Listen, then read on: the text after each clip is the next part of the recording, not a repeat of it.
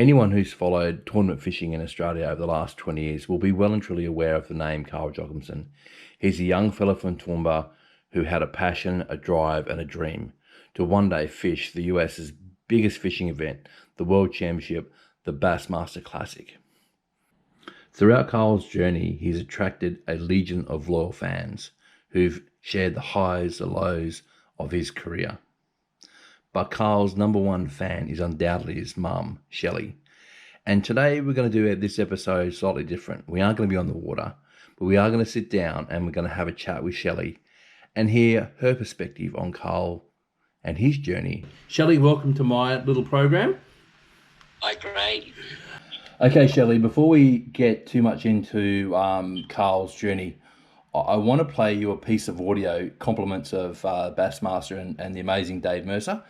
And let me know, I'm interested to hear your raw emotion on this one. The only Australian to ever qualify for the Bassmaster Elite Series becomes the first and only Australian to ever win on the Bassmaster Elite Series. Fear my heart!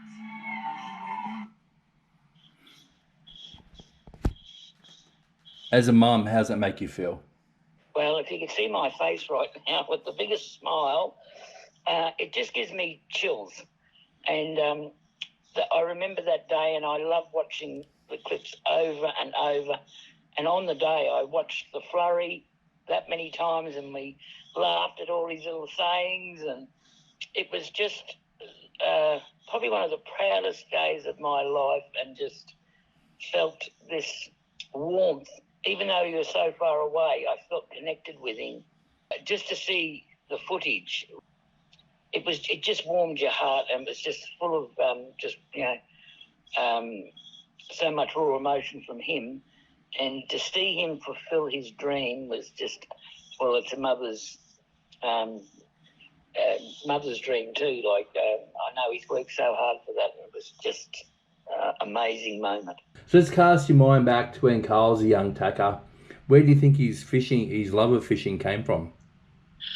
Well, he was about 4, I think, and we were at Fraser Island when he caught his first flathead, and his eyes were just boggled.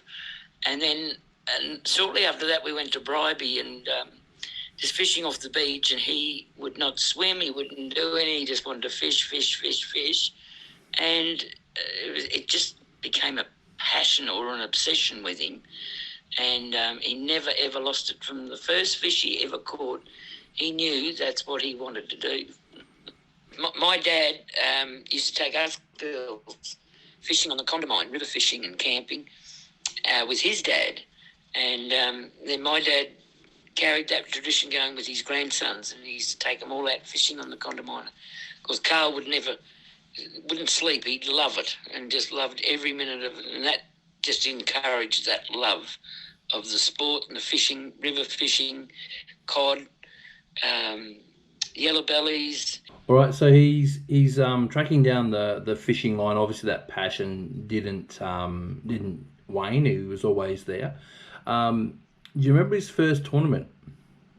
I remember his first electric because I was talking to John Schofield only in the last couple of days, and he was saying Carl was about 16, first electric at Muggera, and wasn't catching anything. And John's always been a mentor of Carl's.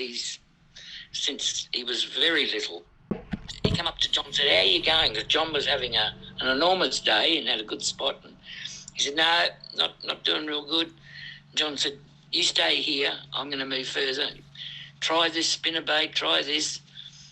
And John moved away from his spot, and Carl caught the biggest bass of the comp and got a $500 check. Nice. And I said to John, now that has played, Carl will do that for other anglers as well, and has done in his comps over there, and Brandon does it for Carl too. And I said, what great sportsmanship is that too, you know, like... Dare I mention the Boyd Duckett incident? Well, that's another life lesson. You've got to learn that there's some people that aren't very nice, and that was a big lesson for Carl. He would never, ever, ever do that to anyone. Just shows what great sportsman Carl is. But yeah, that was. I did make a limerick up about him, but Dave Oliver censored me and wouldn't let me put it on the page. I can only imagine with the last name Duckett. Yeah, and I just said, well, the thing is, you know, life's not all about everything sweet. You know, there's lots of disappointments, and you just got to take it as a lesson. And Carl does. You put that in your memory banks. Don't let that happen again.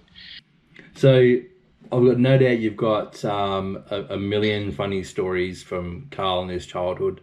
I know there's one that you are keen to share. If you want to tell us about that one.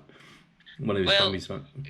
Carl wanting to go fishing again, and he didn't have enough fuel for the boat, and he said, "I'll do anything." And a friend of mine was there at the time. And he said, "Well, I'll give you $20, King." He used to call Carl King. If you run round the house with no clothes on. And anyway, I thought, oh, Carl's not going to do that. But no, he said, yep, right, that's how keen he was. So he just got his fishing hat, placed it strategically over where he didn't want anyone to see, and away he went as a 16-year-old kid that's usually pretty modest. But as every good mum and sister did, we got out the front with our cameras and called a few neighbours over. And we all laughed and laughed as he ran around the house for his $20. But he got it and he went fishing.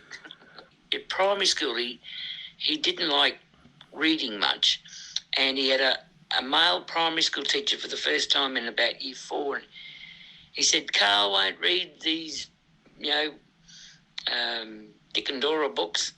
And I said, I know.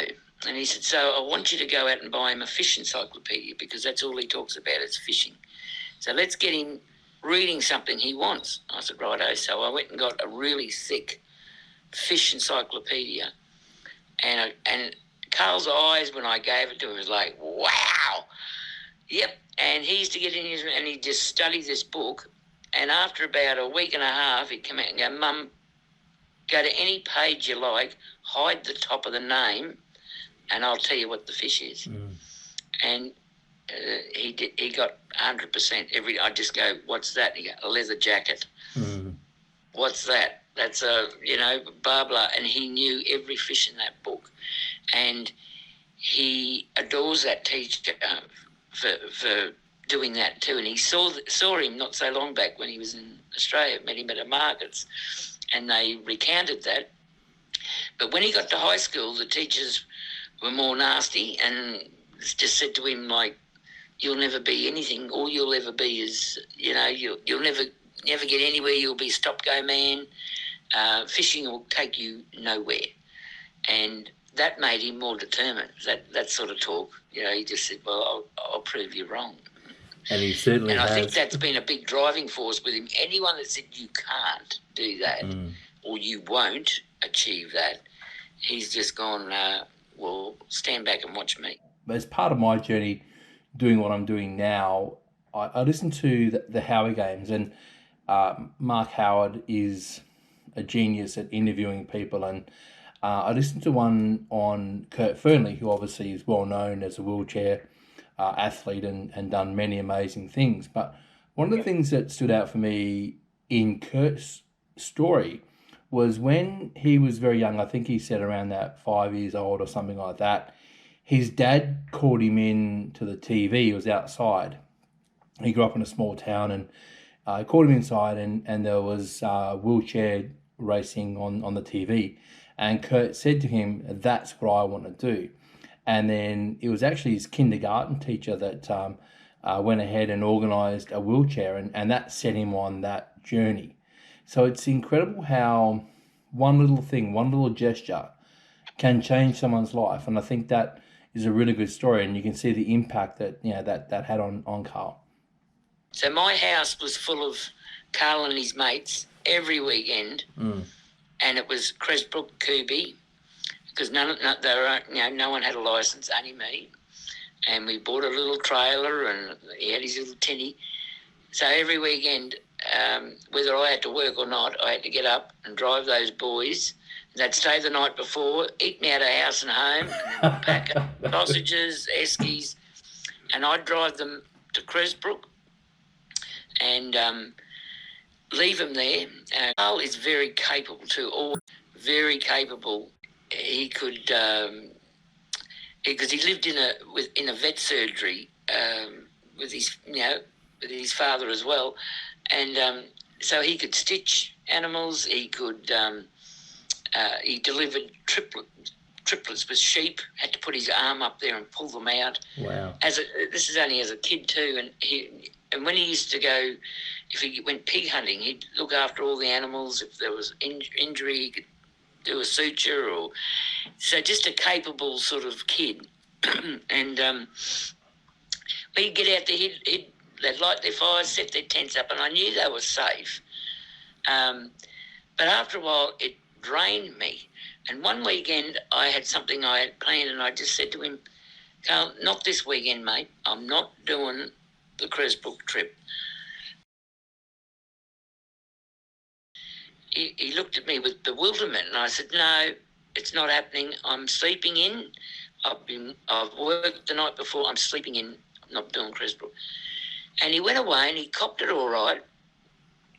Next minute, I hear toasters going and jugs, and he comes walking into my room with Vegemite on toast and a cup of tea. And he goes, and I went, yes.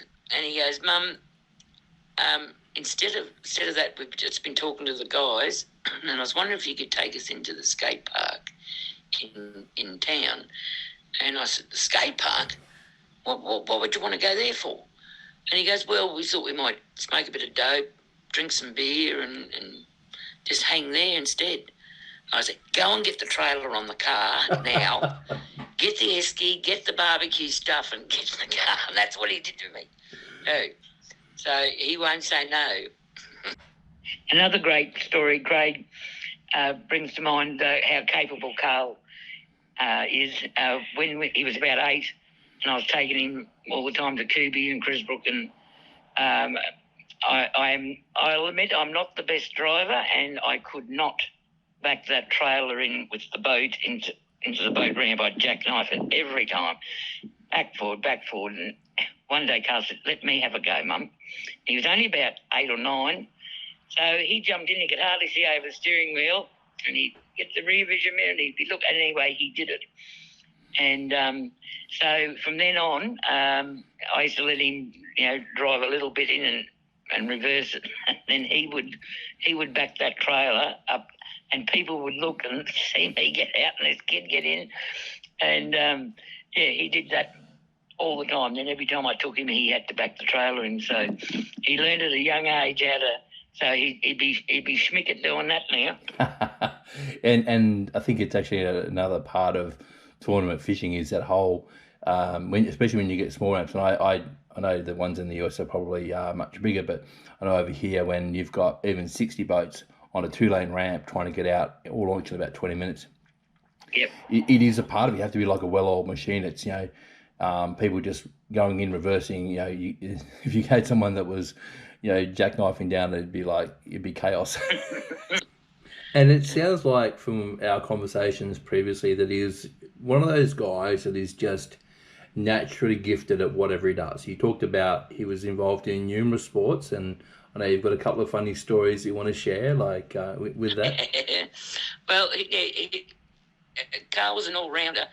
He was age champion swimmer. He can play tennis, golf, ping pong, very competitive, but he also was representative in mini rugby.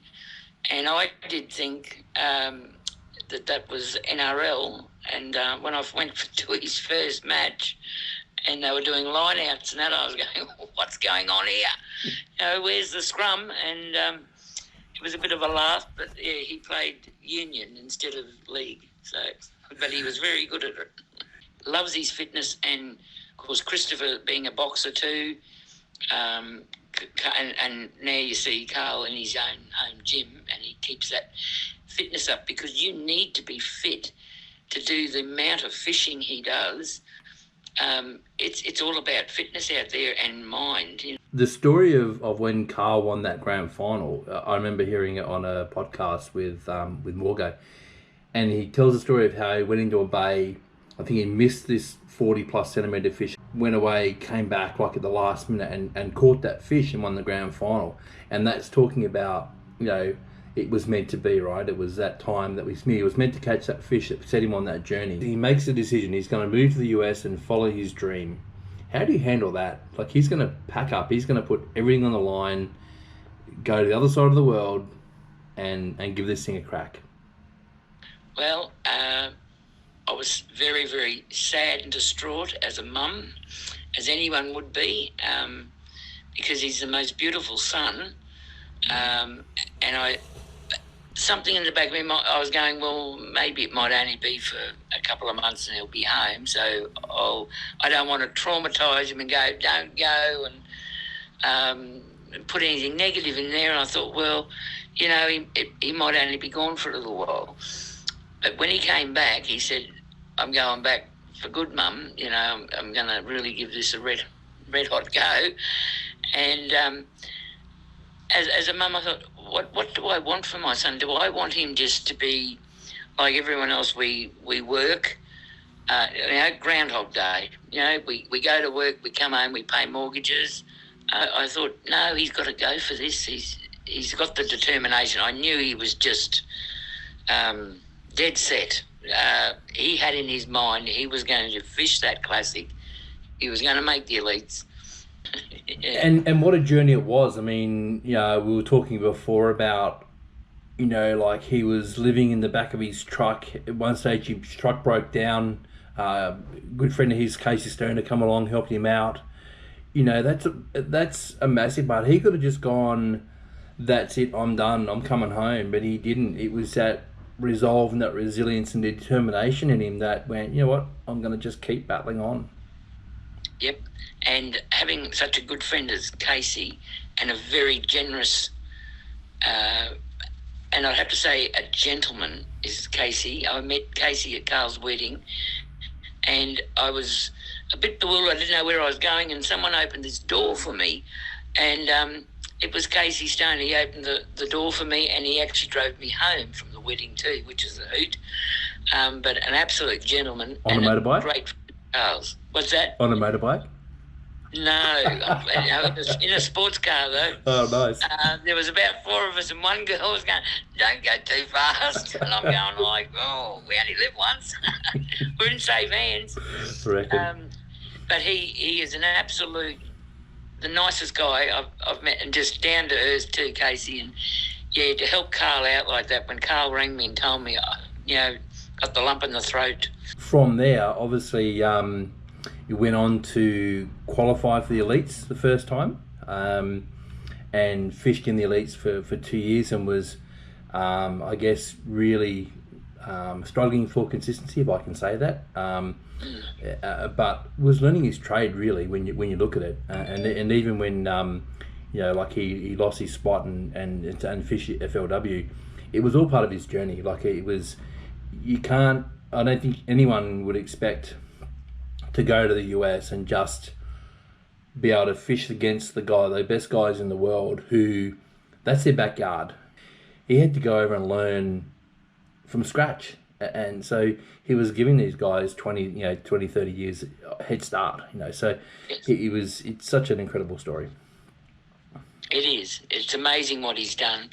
And we see Gussie come over here to our barra too, you know, and it's a whole different ball game, you know. And the guys, Gussie loved it. He'll be back at the end of this year, I'd say. And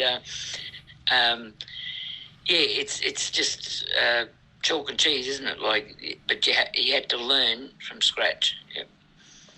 Yeah. And once again, I think it was the resolve and the resilience that kicked in, and I would probably speak on behalf of a lot of his followers.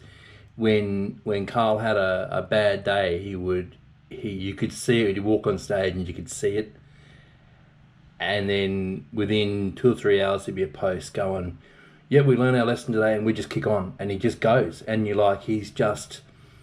It was like you're just going, "That's incredible!" Like, you know, his ability to just pick himself up and just keep going was just incredible. It must have been really, really hard for him having no family. And then meeting Brandon was a major thing. Brandon helped him out too because he got his computer stolen and different things, and Brandon bought him a computer. And that's how he met Kayla, because he was talking to Brandon and a picture of Kayla, and he said, "Oh, that's my cousin." And Carl looked at the picture and said, "I'm going to marry her," and that's exactly what happened. Is that right? Wow, that's incredible. Yeah, they started talking on Facebook because Kayla lived in Idaho and they were, a long way away, and they talked for a long time over FaceTime, and then Kayla flew and met him. What a great story. Yeah, that's fantastic. Yeah. And another big part of his journey and his growth was obviously, and I think we've really probably noticed that in the last few years, getting married and now little River, you're a grandmum, so you must be just proud as punch. You got to meet her at Christmas, which was just amazing. She is absolutely beautiful. When we met at the airport, she put her little hands out to me, and I think because Sarah and I both look like Carl, talk like Carl, and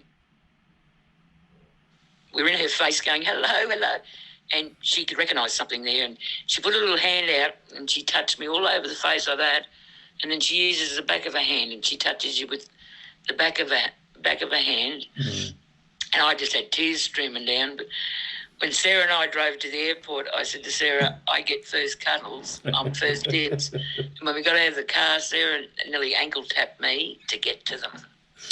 Yes, that's my daughter, because Sarah and Carl are very close. And we spoke about that too. They were obviously best mates from growing up and that childhood. And I think that's the other thing that is obvious to us is the importance of family. Like you can see you're just so tight and just you just love each other to bits, which is awesome. Well, we've grown up with Carl talking about that classic all the time.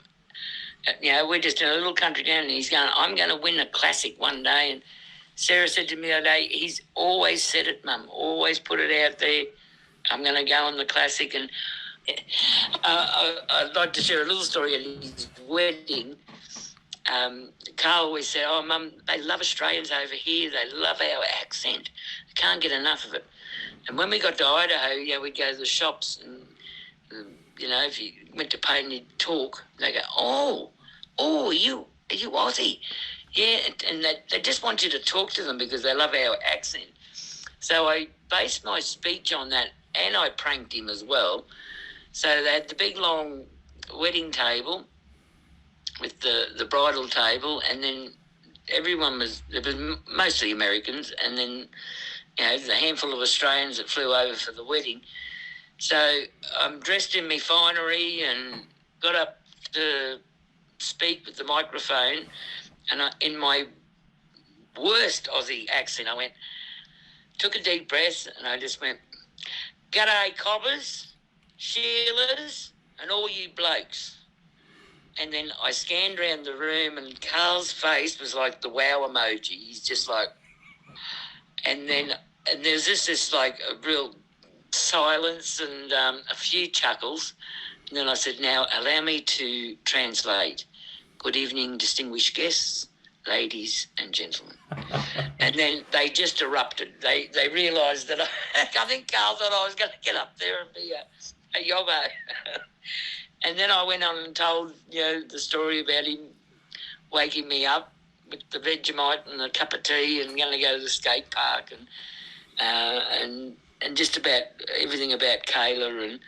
And after the wedding, he came up and hugged me and he said, "Mum, that was the best speech ever." Nice. What a great story. And I guess timing was good because it wasn't long after COVID hit. So and then all of a sudden lockdowns and Yep. then all of a And sudden. I actually said to Carl, "Wow, look at that!" And that's another one of mine with the unit. The timing was just unbelievable. If you had said next year, no one was going. Shelley, Carl's had some amazing support throughout his career. There's several companies that were he was involved with and had that support when he was fishing in Australia that have followed him across. And without that support, I think he would have struggled to get to where he is today. So I think they're definitely worth giving a shout out to. Oh, for sure. Craig, Sue and Glenn Casey at Bassman Spinnerbaits, Ian Barramilla, Miller Rods, Steve at Hovey, and I'd be scared I'll miss someone, but I know Carl appreciates everything that they've done for him, and now he's getting quite a following in the US too, and he's got lots of sponsors on board.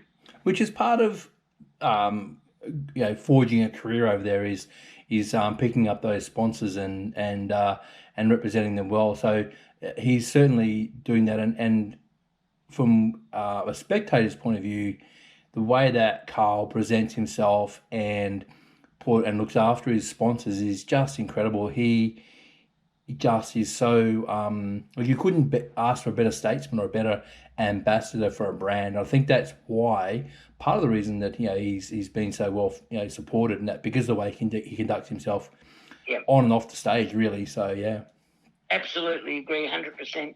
And you'll look in the comments when Carl is on stage. They always say, "Well said, young man." He always makes sure he gives his sponsors a shout out. And he does that because he's full of gratitude for being where he is right there and then.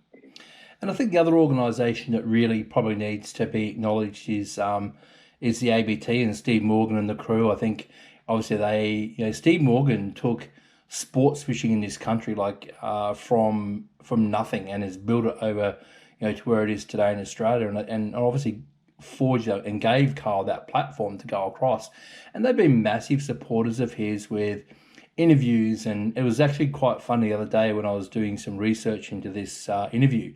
I was going through the ABT archive photos and they labelled King Carl, which was pretty funny. I thought that was it shows how he was I guess he'd love to know that.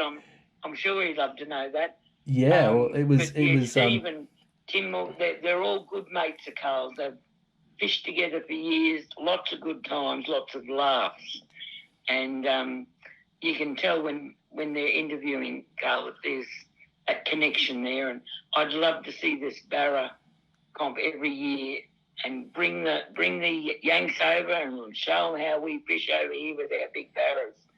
I'd love to see that really take off. Can I share with you my favourite Carl story? It was in the AFC, and I think it's probably one of the classic moments of the AFC, and they're on, I think it might have been Timbro from memory, but I can't be sure of the dam, but I think Carl hooked his first ever barra and literally nearly got pulled out of the boat. It was classic footage. I know it still does the rounds today, but it was one of my favourite memories of Carl's journey, obviously in Australia and that. So it was a great moment. Wow, they had a good time. Carl's obviously had many influences in his life, but you talk about grandfather Jock and his influence on Carl. Yes, well, that was Larry's dad. He always instilled in Carl, if you borrow something from someone, like, Carl was borrowing something from Granddad Jock, it had to be returned better than what you took it. And that was instilled in Carl, and he still does it to this day. Like, if you borrowed someone's car, you fill it up, you give it a clean before you give it back, and to look after your stuff, and you'll have it forever. And I can still hear Len saying that. It was one of his greatest sayings, and you only got to look at Carl's man cave and, look after your stuff and you'll have it forever. And he knows where everything is there. Everything's pristine. He spends a lot of hours keeping it like that. and it's a good ethic to have. And I can say once again on behalf of probably 95% of his followers, we are very, very envious of that man cave. It is a magnificent setup, and we all drool when we see him on podcasts and stuff, or see the photos. It is something that is really well set up, but obviously, like you say, he talks about preparation and the commitment and that kind of thing. So that comes across in everything he does. Yep. No, you've got to be on it, and you can't go ill prepared or anything broken, or he's just on that prep side of things all the time.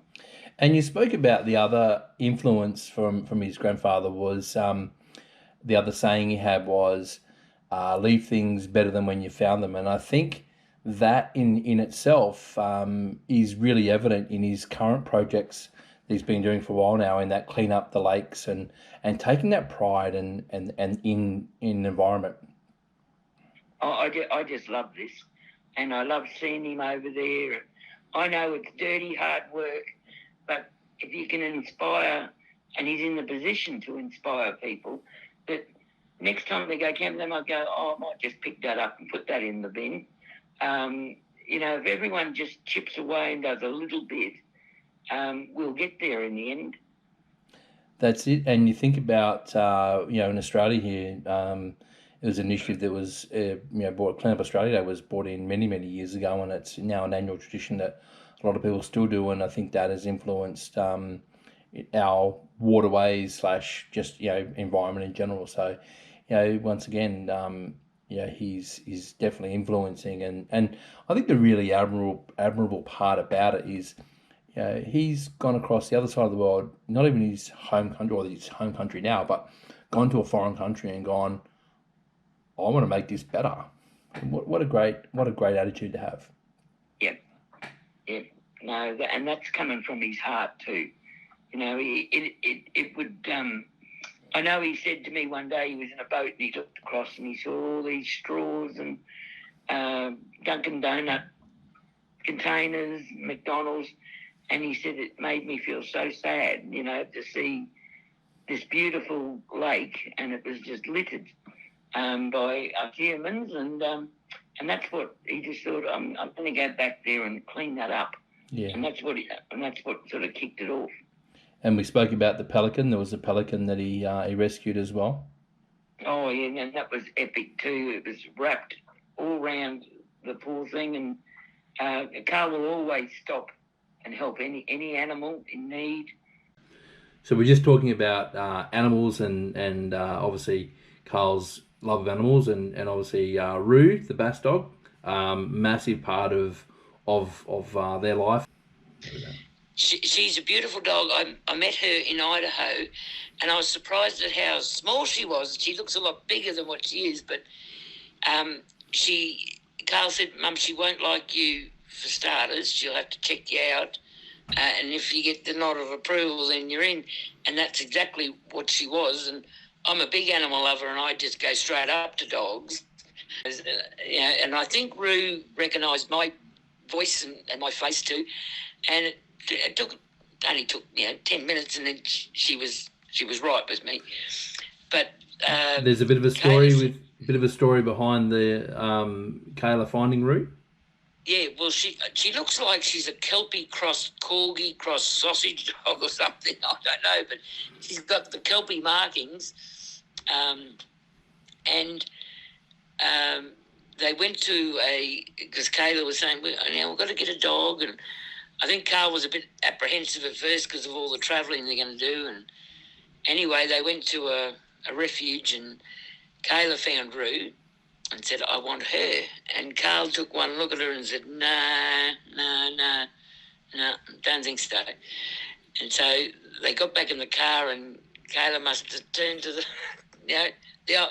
what us women do best, the silent treatment. and she put up her argument about, she's a good dog and she's got this and this. And so Carl said, we got to the next set of lights, and he stopped the car, did a U-turn, and back they went and got her. and never looked back. He said she's the best dog. She loves River too. She's very, like she just protects River, protects the house, loves the, I've been on the boat with her. She's mental. She goes mental when Carl catches a fish. She'll jump in the water even if it's winter and try and get that fish. But Carl has a very good control over and has, get to the back of the boat. And she goes back. But, she's a very big part of their life. And but he always had dogs here. He loves animals. And I'm so glad he's found a good one with Roo. I reckon. Now, Carl has a massive following in Australia. I think everyone is just so incredibly proud of what he's achieved. But there's some standouts in that group. He's got his own group, and I'm sure you want to give a bit of a shout out to a couple of the people involved in that. Well, Christine Hunt was started the supporters group and did a lot of fundraising for Carl in the early days. Just enormous how much the group has grown. And now she's handed the reins over to Dave Oliver, who is doing a fantastic job. And both Dave and Christine, I invited them up to Carl's engagement party at the Ringdown pub, actually. And they got to meet Carl a few years ago. And he was so grateful for what they do. And we just seen the membership grow and grow and grow. One of those supporters messaged me at night while we're watching Carl and give me updates and wake me up if I nod off. And I may have been guilty of that myself. He was support. Yes. And even Sean in Florida, he became a friend of mine through the supporters, and he was there one day when Carl was coming. So he FaceTimed me, and it was like 3:00 in the morning for me, but obviously wasn't for them. And he held his phone up to Carl as he's coming in with his fish, and he's going, "It's your mama, it's your mama," in an American accent. And Carl's looking at this bloke going, "What's going on?" He said, "It's your mama on the phone." And he went down to the back and said, I said, "Carl, it's me. Did you get a limit?" And he goes, "Yeah, I did, Mum."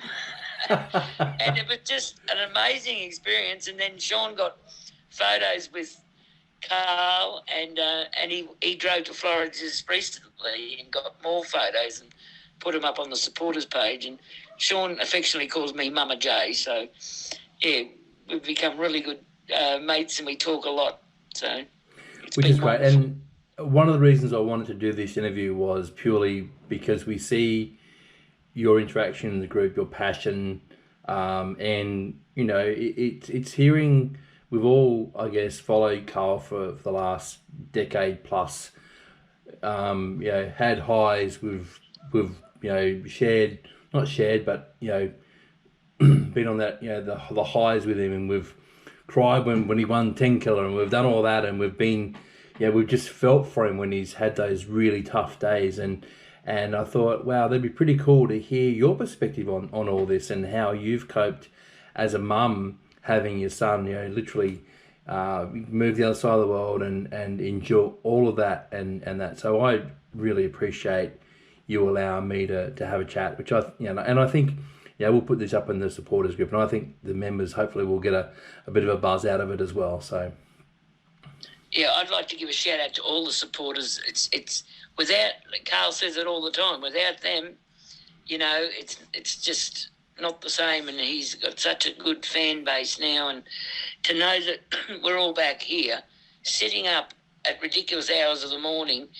and I know some of them, they stay up all night and watch him, and it's incredibly hard to get back into a routine, especially if you have to work, but we do it time and time again, and if he kept doing it, if he kept getting in the top 10, we'd all still be doing it, and it's just wonderful. I love all the supporters group. I know my wife Sue will quite often wake up and I'll be sitting in the corner with the phone on or whatever, and she's like, "What are you doing?" I said, "Carl's about to weigh in," kind of stuff. And a lot of the fishermen's wives will I'm friends with them as well, and they'll say, my husband comes in and wakes me up and go, Carl's coming second. Carl's coming. Yeah. Yes, we're all guilty as charged. So, but I think that's a testament to you, as well, because, the apple doesn't fall far from the tree, and we obviously see, your influence on Carl, and thank you for, I guess, raising him the way you did, and providing us all with someone that we follow and admire so much. Shelly, there's a great photo of you doing a shoey that was in the opening part of our interview today. Tell us the story behind that. Well, Dave Mercer had put it out that he wants all the Aussies to do a shoey when they come over to the Classic. And that was the day we'd found out that Carl actually made the Classic. And I'd gone over to my daughter's place, and we were celebrating because we have listened to Carl talk about the Classic as for 20 years. This is what I'm going to do. And it was just, we were so euphoric. And so Sarah and I were sitting there having a few drinks, and we said, well, let's do a shoey. So, there's one of Sarah there too. That's and it was absolute. just a bit of fun. As far as I know, I think the shoey's just about dead now. In Australia, we don't do it much anymore, but Dave seems to think all the Aussies are going to do it, and they probably will. I think to Knoxville. I think the Aussie contingent, when you look at some of the guys that are going over, I think anything's possible. One, Andy McCarthy comes to mind. He's one loose unit, so look out. Want to see a shoey from him? All I can say is Knoxville, look out, here comes the Aussie. I love it.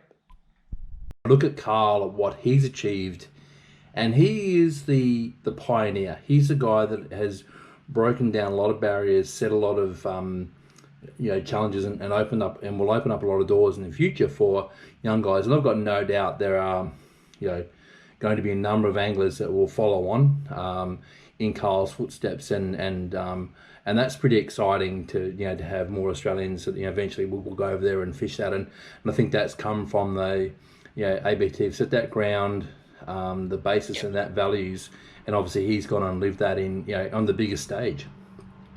Well, John said to me too, it was when Carl was, I think he was only about 16, and he comes second in that grand final to win the trip to America, and he was very disappointed, and anyway, then whenever it had, what the years had went by, and he actually won it, and he said to John later, he said, I wasn't ready then, if I had have won it then and gone over, I wouldn't be here. And it's all about timing. I'm a great believer in the universe. Times everything well. That's where you're supposed to be at this time. And he even said to John, like, I wouldn't have been ready at 16 to go to America. And also with his Elite Series, I always talk to him after the event, and I go, there's a lesson in there, you'll go, and often he'll say, I should have listened to my gut.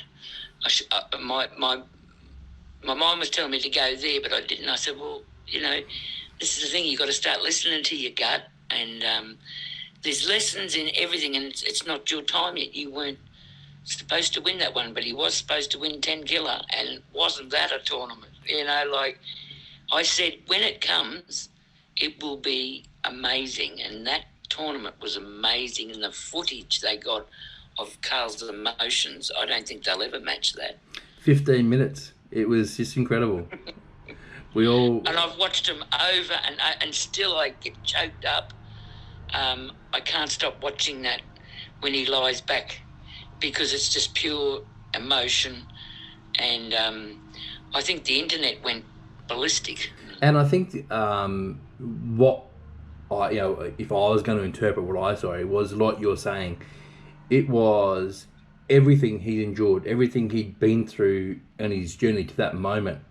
Had just, he realised he'd pretty much caught the fish to win it. So it was incredible. It was, and not taking anything off these young rookies that are winning now, but that makes it so much sweeter that he has endured, and his determination and the never give up, and finally it paid off, but it did not come easy at all. Shelly, I want to just say a heartfelt thank you for your time and you sharing your perspective on Carl's journey as a mum and how he's gone about and achieving his dream, which is just amazing.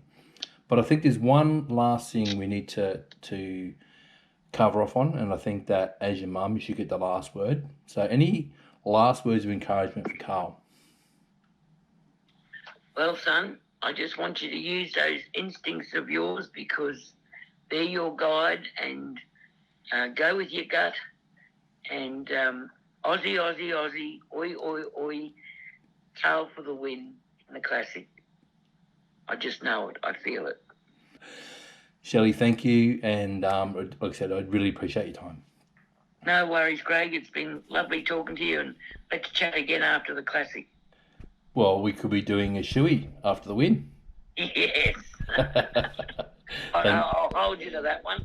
Thanks, Shelly. Cheers. Well, Carl would say to me, Mum, he hated school. And he was doing the comps with John Schofield at the time and with the Kabbalah Fishing Club. And he'd say, I learn more going there, Mum. And I'd let him have the day. Or I'd go, okay, all right, son. And so he'd go, and they reckon the joke at the high school was when they did the roll call, they go, Jimmy Barnes here, Natalie Clark here, Carl Jocumsen, and the whole class would go, fishing!